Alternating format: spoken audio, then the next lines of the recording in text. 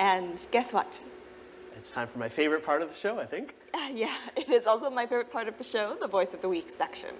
The next Voice of the Week, the one this week, is going to come from a country that is just a little closer to you than to Vietnam, maybe. Okay. And it's England. Oh, England, okay. Yes. He is a Vietnamese student studying in England. Oh, very nice. Yeah. So Duc, if you're watching, you're up this week. Stay tuned and see yourself on TV. So I would like to talk about a project that I took part in a few months ago in March 2016, just before I had my Easter holiday. My friends and I made a video called "What Do Foreigners Think of Vietnam?" And there were a number of people involved in this project.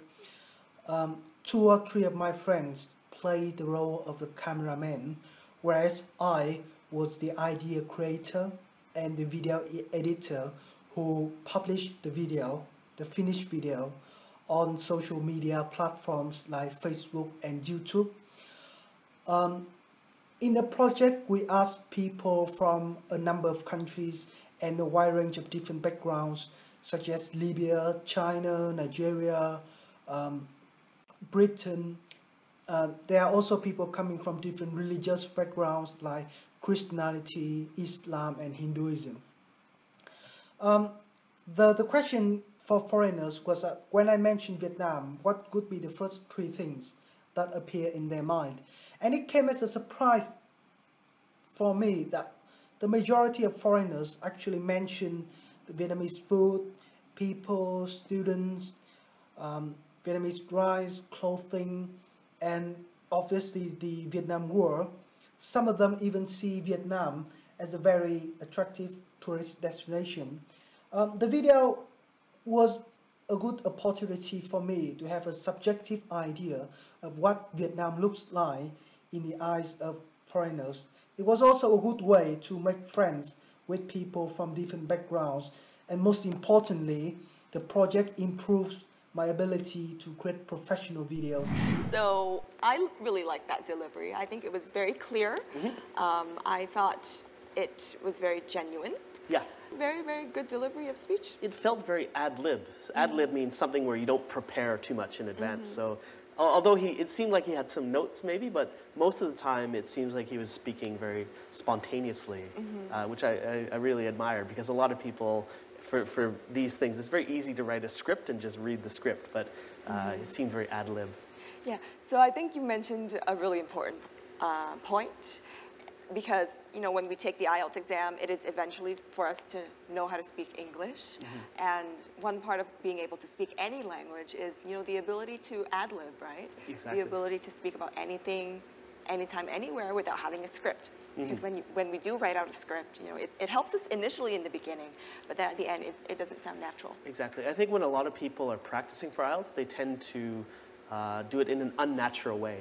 And when they get to the real IELTS test, they can't cope with new topics and difficult questions because they're so used to practicing and scripting their answers. So I think that's a really good example of dealing with speech naturally and in a very spontaneous way. Absolutely. Now let's come to the more fundamental question. Do you think a university education is necessary in this day and age? Oh, that's a good question. You see a lot of very high-profile people like Steve Jobs dropped out of university, Bill Gates dropped out of university, and a lot of people think that if these superstars were successful without university, why should I go to university? Yeah. But the reality is, I think those are some very few exceptions to the norm. I think this day and age, having a university education is like having a high school education, say 20 years ago. Yes. It's kind of like the new baseline. So I think it's still important, but not every university education is equal. So it's kind of, what do you want to achieve from your education? You could just go to classes and take exams, or you could really benefit from it and do extra activities, volunteer work, clubs, etc. So it really depends what you want from your education. Right.